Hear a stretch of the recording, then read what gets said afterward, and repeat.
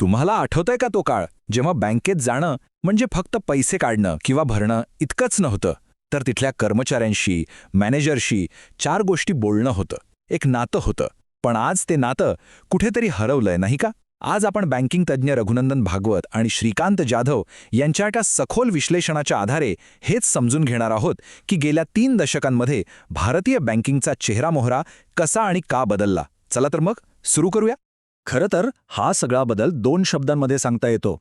पूर्वी बँक होती मानवी चेहऱ्याची आणि आता झालंय एक मार्केटिंग आउटलेट. म्हणजे जिथे आधी नात्याला महत्त्व होतं तिथे आता फक्त आणि फक्त नफ्याला महत्त्व दिलं जातंय. एकेकाळी बँक तुमचा आर्थिक मित्र, तुमचा सल्लागार होती. आज ती एक दुकान झालीय जिथे तुम्हाला सतत काहीतरी विकण्याचा प्रयत्न होतो. हे असं का झालं? चला तेच आज उलगडून पाहूया. आपल्या आजच्या चर्चेत आपण या 5 महत्त्वाच्या मुद्द्यांवरून जाणार आहोत. आपण आधीच्या काळात डोकावू, मग तंत्रज्ञानामुळे काय बदल झाले ते पाहू, त्याचा कर्मचारी आणि बँकेच्या शाखेवर काय परिणाम झाला हे समजून घेऊ आणि मग यातून निर्माण झालेल्या दबावाबद्दल आणि त्यावरच्या उपायांबद्दल बोलू. चला तर मग या प्रवासाची सुरुवात करूया मागच्या काळापासून. म्हणजे या मोठ्या बदलाची पहिली ठिणगी नेमकी पडली कुठे ते पाहू. 1992 पूर्वीचा काळ आठवून बघा. बँक म्हणजे फक्त एक इमारत नव्हती. तिथल्या मॅनेजर तुम्हाला नावानिशी ओळखत असे. तुमच्या मुलांच्या शिक्षणापासून ते घर बांधण्यापर्यंतच्या प्रत्येक महत्त्वाच्या टप्प्यावर त्यांचा सल्ला महत्त्वाचा वाटायचा.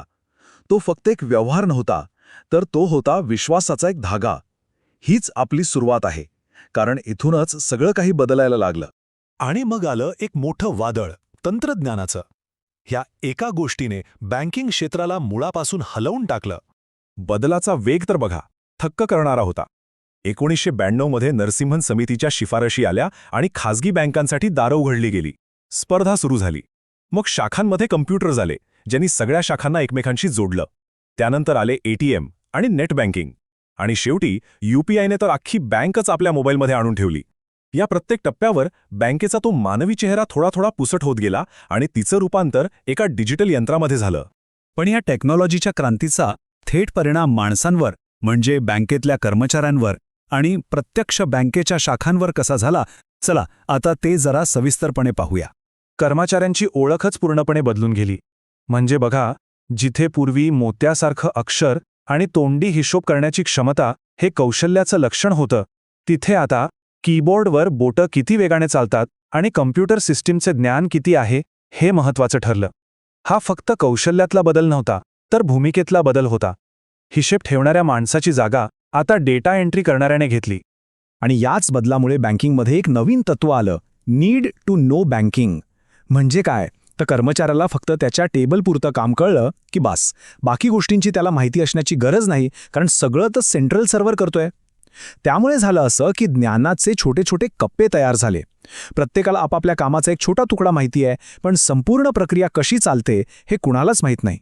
याचा परिणाम काय झाला तो रघुनंदन भागवत यांच्या शब्दांतच ऐका.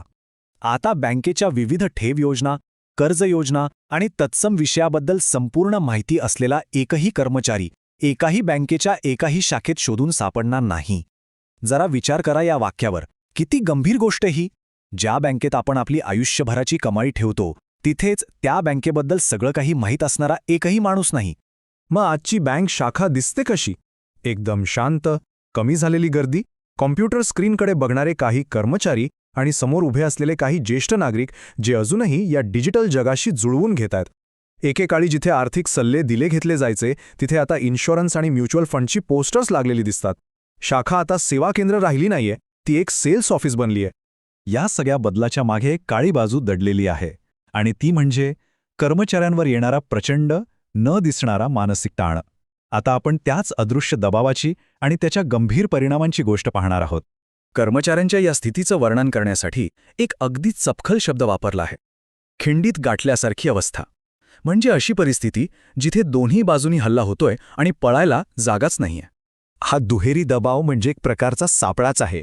कल्पना करा, एका बाजूने वरून बॉसचा फोन येतोय, आज किती पॉलिसी विकल्या, टार्गेट पूर्ण झालंय पाहिजे, आणि त्याच वेळी समोर एक ग्राहक उभा आहे जो संतापाने लाल झालाय कारण त्याचं UPI पेमेंट कुठेतरी अडकलंय आणि ही समस्या सोडवणं तुमच्या हातातच नाहीये. अशा वेळी तो कर्मचारी काय करणार? तो पूर्णपणे हतबल होतो. पण या सततच्या न संपणाऱ्या दुहेरी दबावाचा शेवट काय होतो? त्याचा अंतिम परिणाम काय? आणि या दबावाचा शेवट खूपच वेदनादायी आहे. हे विश्लेषण एक धक्कादायक सत्य समोर आणतं. या जीवघेण्या स्पर्धेमुळे आणि तणावामुळे बँक कर्मचाऱ्यांमधल्या आत्महत्यांच्या घटनांमध्ये वाढ झाली आहे. हे फक्त आकडे नाहीत, ही माणसं आहेत. हा या तथाकथित प्रगतीचा मानवी चेहरा आहे, जो आपण अनेकदा बघत नाही. मग या भयंकर परिस्थितीतून बाहेर पडण्याचा मार्ग काय? आणखी एक नवीन टेक्नॉलॉजी? आणखी एक ॲप? नाही. विश्लेषण सांगतं की उत्तर तंत्रज्ञानात नाही तर माणसांमध्ये आहे, त्यांच्या मानसिक ताकदीमध्ये दडलंय. आपण कर्मचाऱ्यांना नवीन सॉफ्टवेअर कसं वापरायचं हे शिकवतो, पण रागावलेल्या ग्राहकाला शांत कसं करायचं हे नाही शिकवत. आपण त्यांना टार्गेट पूर्ण करायला सांगतो, पण अपयश आलं तर त्यातून येणारा ताण कसा हाताळायचा हे नाही सांगत. त्यामुळे आता गरज आहे एका वेगळ्या प्रशिक्षणाची, मानसिक आणि भावनिक कौशल्यांच्या प्रशिक्षणाची, जे त्यांना एक प्रकारचं मानसिक कवच देईल. आणि हे मानसिक कवच कोणत्या गुणांनी बनतं? ही बघा यादी. यातल्या 2 गोष्टींवर विशेष लक्ष द्या. 1. शांतपणे ऐकण्याची क्षमता. विचार करा, समोरचा माणूस जेव्हा तुमच्यावर ओरडत असतो तेव्हा त्याच्या शब्दांमागची अडचण ऐकून घेणं किती अवघड असेल. आणि दुसरं म्हणजे निराशेवर मात करण्याची वृत्ती.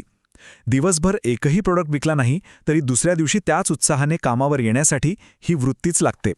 हे गुण आता ऐच्छिक राहिलेले नाहीत, तर ते जगण्यासाठी अत्यावश्यक झाले आहेत. आणि शेवटी हा प्रश्न फक्त बँकांसाठी किंवा त्यांच्या कर्मचाऱ्यांसाठी नाही, हा आपल्या सगळ्यांसाठी आहे. पुढच्या वेळी जेव्हा आपण बँकेत जाऊ किंवा बँकेशी व्यवहार करू, तेव्हा स्वतःला एक प्रश्न नक्की विचारा. आपल्याला काय हवंय? आपल्या पैशांवर नजर ठेवणारा एक विक्रेता की आपली आर्थिक स्वप्न पूर्ण करायला मदत करणारा एक विश्वासू सल्लागार? याचं उत्तर आपल्या सगळ्यांना मिळून शोधायचंय.